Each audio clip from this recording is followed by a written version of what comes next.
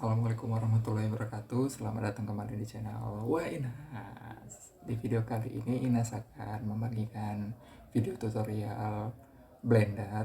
Yang belum tahu, Blender itu software 3D biasa membuat objek 3 dimensi dan animasi. Tapi sekarang Blendernya bisa digunakan juga untuk membuat animasi 2D. Untuk kali ini kita fokus ke 3D-nya saja ya.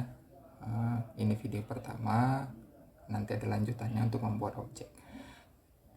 Untuk itu, selamat menyaksikan video yang Inas buat ini. Oke.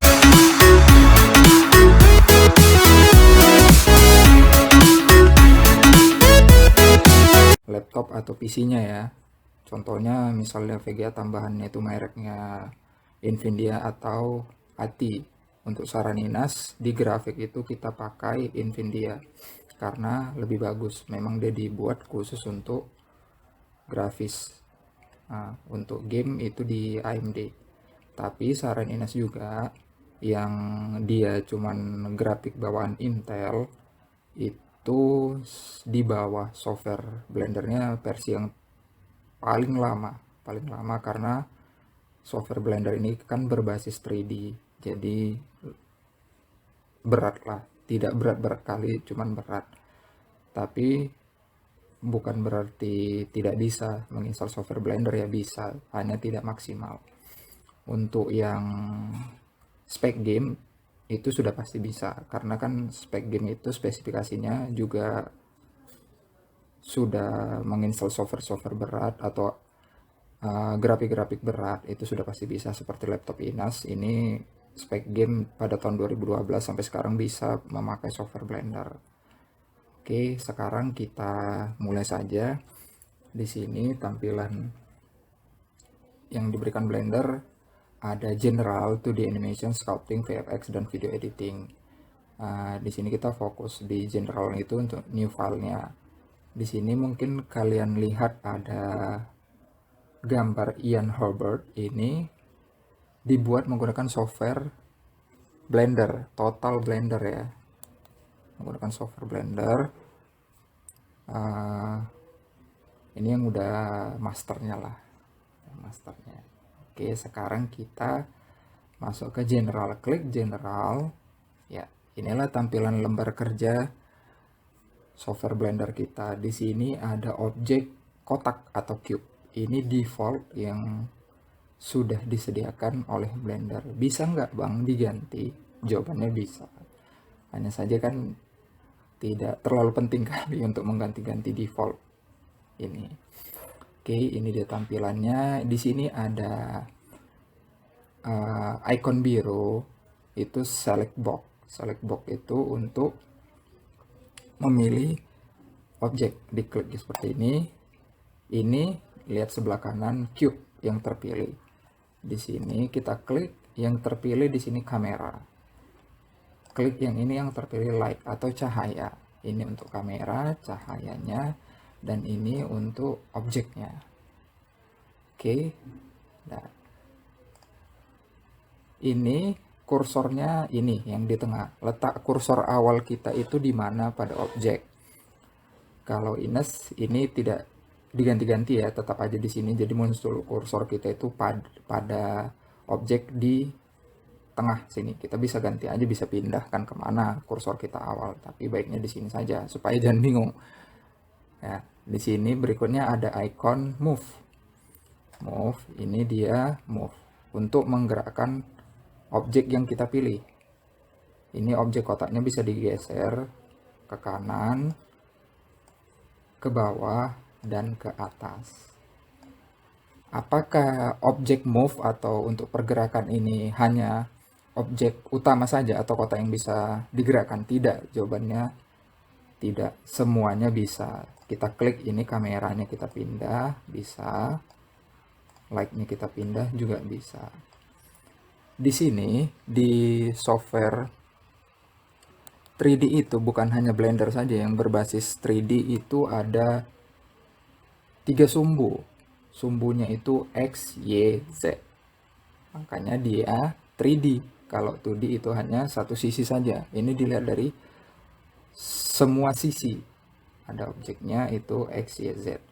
Di sini ada ikonnya yang ditandain dengan warna masing-masing ya, warna masing-masing, merah, biru, kuning. Di sini objeknya. Untuk tombol shortcut atau tombol yang lebih cepat itu bisa kita pakai G. Pada keyboard tekan G. G itu grab. Grab ya, itu sudah mengambil. Hanya saja ini yang Ines tekan G itu ketika kita menggerakkan mouse-nya, objeknya tidak beraturan. Tidak di fokus ke 3 sudut X, Y, Z. Nah, ini kan tidak beraturan nih di semua sumbu. Jadi Bang, kalau mau fokus gimana? Kita tekan grab atau G pada keyboard, baru kita pilih sumbunya mana. Tadi kan Ines bilang ada 3 sumbu X, Y, Z. Nah, kita coba X. Nah, dia sudah hanya bergerak di sumbu X saja. G dan X itu kombinasinya, G dan X itu grab dan sumbu X. Berikutnya ke sumbu Y. Nggak usah tekan G lagi. Kalau dia masih G, tekan aja mau pindah sumbu Y. Nah, G, Y. Baru sumbu Z. Nah, atas dan bawah. Nah, setelah itu kalau mau sudah diletakkan di mana, kita klik saja, klik kiri pada mouse. Nah, sudah terletak di situ. Udah. Berikutnya di sini ada ikon rotate untuk merotasi objek. Di sini ada 3 sumbu juga. Kita putar dia ke sumbu yang sudah ditandain dengan icon ya, icon ini. Nah, tapi kalau mau dia beraturan perputarannya sesuai sumbu, klik di icon yang berwarna itu. Tapi kalau tidak, di tengah ini saja. Nah, ini tidak beraturan ya sumbunya. Kita putar. Nah, kalau ini kan dia ini sumbu-sumbunya ini. Nah, tuh. Kalau tombol untuk rotasi, tombol shortcutnya pada keyboard itu R. Ya, ini R. Nah, ini dia. R sama seperti yang tadi, kombinasi R dengan Z. Nah, dia berputar pada sumbu rotasi Z. R dengan X, R dengan Y, dia sudah rotasi pada sumbu yang telah kita pilih. Sama seperti biasa, kalau sudah selesai kita klik pada keyboard, klik kiri. Oke. Ini setelah rotasi di sini ada scale atau skala. Apa itu skala? Itu untuk memperbesar atau memperkecil skala objek yang kita pilih pada lembar kerja. Sama seperti sebelum-sebelumnya, itu ditandai dengan ikon berwarna. Ini skala ini seperti ini untuk memperkecil dan ini memperbesar sumbu yang kita pilih. Ini juga sumbu yang kita pilih, memperkecil, memperbesar atau panjangnya. Ini juga sama seperti biasa. Untuk shortcut tombolnya itu diawali skala kan, huruf depannya S. Kita pilih keyboard S, lalu kita pilih sumbu Z. Nah, sudah, tinggal arahkan mouse-nya saja kemana ini, gerakan ke kanan atau ke kiri, ke atas maupun ke bawah. Nah, setelah itu X, tinggal digeser-geser aja mouse-nya ya, digeser-geser aja mouse-nya. Setelah itu Y. Oke, udah, baru klik kanan. Oke. Untuk dasarnya itu saja dulu yang Ines sampaikan pada pengenalan awal software Blender ini. Untuk yang lainnya, tombol-tombol lainnya kita,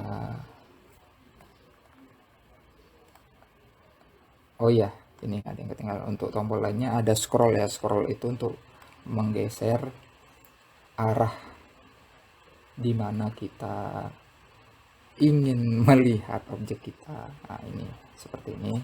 Ini pengennya seperti ini. Nah, itu scrollnya ditahan ya, scrollnya ditahan, baru mouse-nya diputar kemana kita. Misalnya dari sudut paling bawah nih objeknya. Oh, nih. Mana tahu ada yang salah nanti, kita bisa melihatnya seperti itu.